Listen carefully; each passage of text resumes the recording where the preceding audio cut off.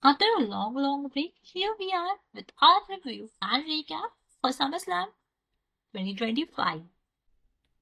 Night 2 begins with lot to prove, and while the ticket sales and sold out crowd aren't an issue, the major concern for die-hard fans are can they do overshadow the uneventful Night 1? It started with the triple threat match for the Women's World Heavyweight Championship, where the newly crowned Caution looks to defend the gold against arguably the two best women's wrestlers in the industry. Naomi looked great from the beginning, staying in control of the match before the Eradicator started to take control of the proceedings by getting the crowd rolling with some offense. In a three-way like this, a lot was at stake. And Bia actually looked to silence the critics and get a much needed win both on EO and on SummerSlam. Not to forget though, the technique of this guy, the former champ who took the fight to both the bruisers. After much back and forth, all the three women had their say on the match, diving moonsaults, powerbomb on the ringside, and riptide to both Naomi and Io Sky. Rhea was about to win before Naomi pounced and stole the win by grabbing the tights for the 3 count. It wasn't clean, but that's your world heavyweight champion, just like our men's heavyweight champion. Naomi stole the victory she clearly didn't deserve. What I did enjoy though was that both the Dudleys and the Hardys did receive a shout out for delivering some great matches throughout the years. It was amazing to see them in the crowd. From the legendary tag teams in the crowd, we moved to the ring for the TLC tag team title match. I would have paid to see this as the opener for night 1 instead of being showed in the middle of night 2. To see the Wyatts in a major PLE event is crazy, and I hope Uncle Howdy does get a major championship push. Coming back to the match at hand, there were bodies flying everywhere as expected. DIY and Motor City Machine Guns renewed their rivalry at ringside, while Andrade, Ray Phoenix, the Six, and Street Profits kept the fight in the ring. Joe Gracie took majority of the bumps early on, first launched on a ladder, then threw the chair, and finally Gargano hit him with a DDT through the table. The circle was finally complete. Axiom then did the Spanish fly through the table, taking down Angelo Dawkins. At one point, all the women from the factions tried to grab the titles, with Candice LeRae climbing the ladder before B-Fab and Nikki Cross joining the fight. Hilariously, that was the last we would see of the Poison Pixie as she went through the ladder after Street Profits entered the fray. Tommaso Ciampa and Nathan Fraser then tried to recreate iconic Edge and Jeff Hardy moment 2.0, only for Ciampa to move out of the way of the spear by Fraser. I don't know how many times the match was swinged its feet from one team almost grabbing the goal to the next. With everyone close to the win, the goal, Uncle Howdy finally entered the match, and ultimately it took the family to come together to pull the titles and retain the gold for the Wild Six. A truly amazing match that truly deserves its place in history.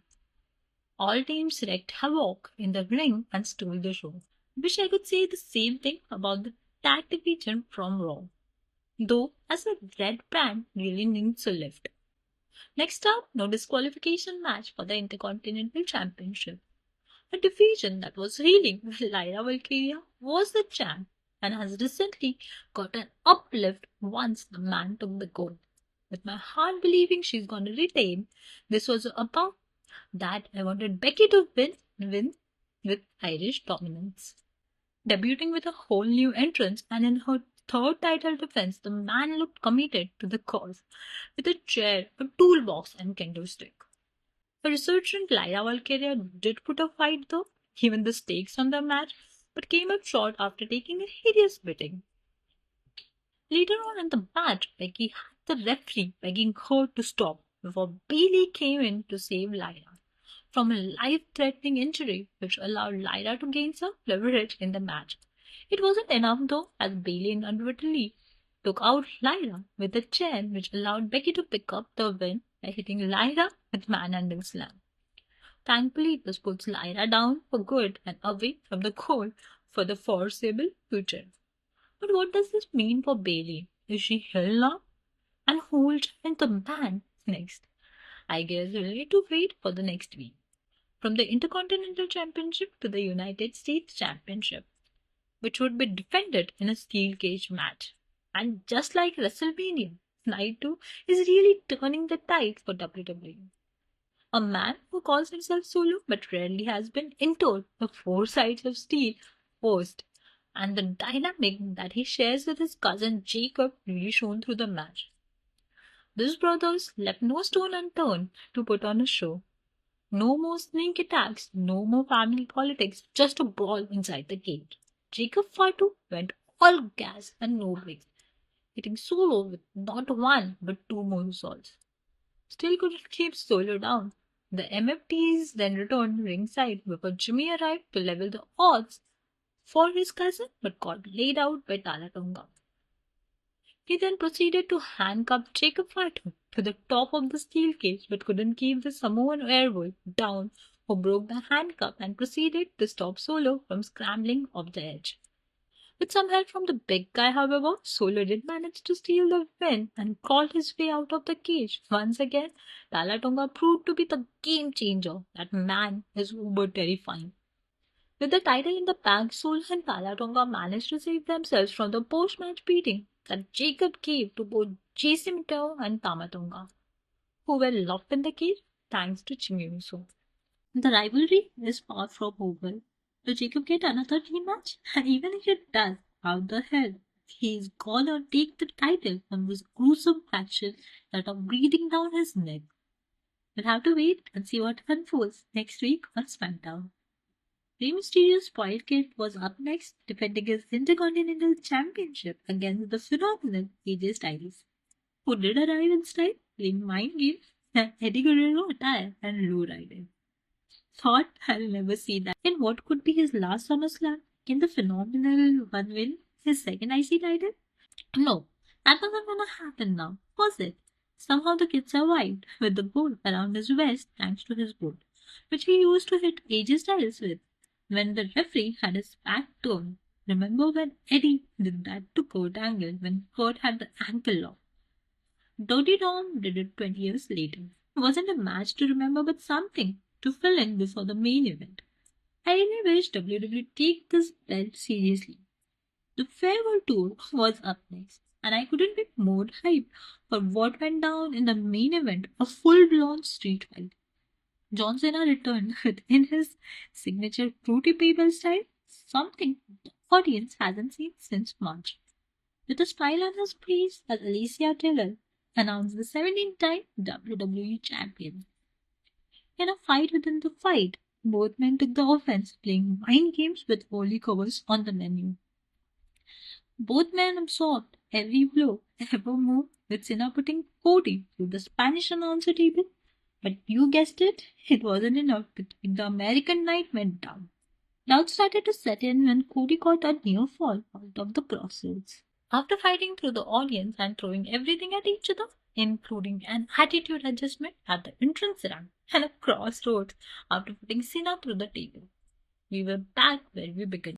In what had to be the end, Cody then grabbed the steel that's used to tighten the ringside ropes and proceeded to hit Cena twice, but it still wouldn't keep the champ down. Fast forward to Trifactor Crossroads, and even that fell short. I think Cody knew what he needs to do to down the champ.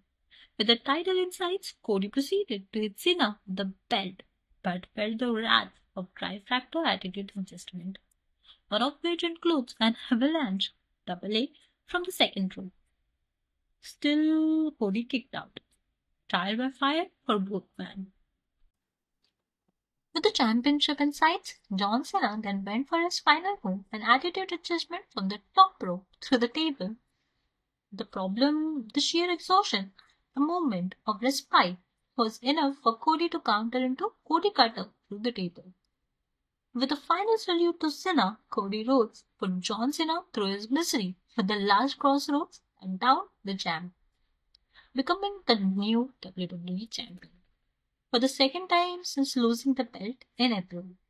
Here you got a man that is being shamelessly pushed from winning the King of the Ring to now beating Cena to win the gold. Triple H and WWE wants to make amends to his previous title reign, only this time the fans aren't having it. This complete disaster overshadowed the much awaited return of Brock Lesnar, who came to the ring just as he had back in 2012.